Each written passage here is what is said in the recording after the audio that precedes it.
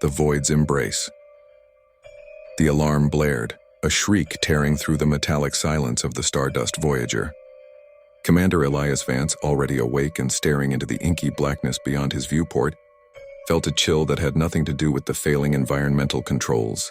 It had been days since they'd lost contact with Earth, weeks since the last flickering star had vanished behind the encroaching, unidentifiable nebula. Now a new, far more primal terror had arrived. The first demon, a sinuous, skeletal thing wreathed in shadows that seemed to drink the very light, materialized directly in the mess hall. Its talons, long and glistening like obsidian shards, effortlessly ripped through the hull, and the shriek of tearing metal was quickly overshadowed by the screams of the junior crew. Elias saw it all on the bridge's main monitor, a live feed from the internal cameras. He watched, horrified, as the creature moved with impossible speed, dismembering crewmate after crewmate. Limbs, still twitching, floated in the zero-gravity environment, painting the sterile white bulkheads with a macabre splatter of crimson. Another materialized in engineering, its form a grotesque parody of humanity, all distended limbs and a maw that unhinged to reveal rows of needle-sharp teeth. It didn't just kill, it savored. Elias watched through the camera as it pinned engineer Kalen to a console, tearing into his chest cavity with sickening wet sounds, feasting on his organs while Kalen's dying gurgles echoed through the comms. The bridge door hissed open and Elias spun, his pulse hammering against his ribs. A third demon stood silhouetted in the doorway. This one was different, larger, more defined, with leathery wings that brushed the ceiling and eyes that glowed like embers in the perpetual gloom. It had a head like a ram but twisted, with horns that spiraled into jagged points. And it was carrying something. The severed head of Lieutenant Eva Rostova, her wide, vacant eyes still reflecting the flickering emergency lights. "Vance!" a voice rasped, not from the demon's throat, but seemingly from everywhere at once, a chorus of whispering agony. "Your kind encroaches." Elias gripped the emergency axe, his knuckles white. The demon dropped Ava's head and it floated slowly towards him, a macabre greeting. The creature took a step, then another, its heavy, cloven hooves thudding softly on the deck plating. The stench of sulfur and decay filled the air, thick and cloying.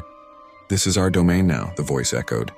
The demon lunged, its talons extended, not aiming to kill, but to maim. Elias sidestepped, bringing the axe down in a desperate arc.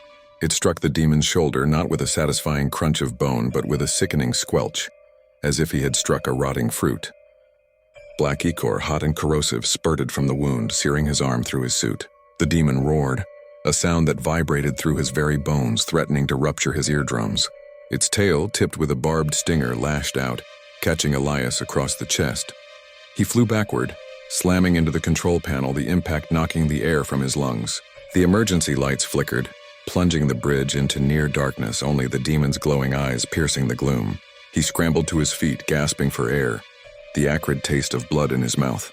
The demon advanced, its movement slow, deliberate, savoring his terror.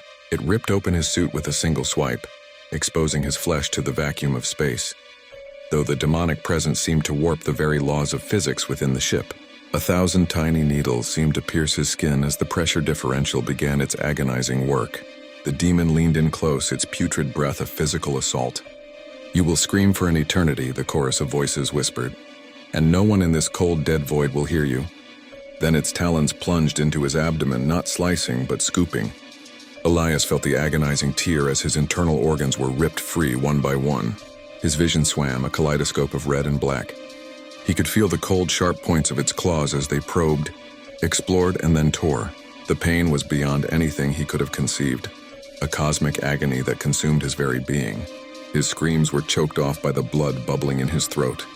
As his life ebbed away, Elias Vance's last conscious thought was of Earth, a distant, beautiful blue marble he would never see again, swallowed by the void, just as he was now being swallowed by its horrors.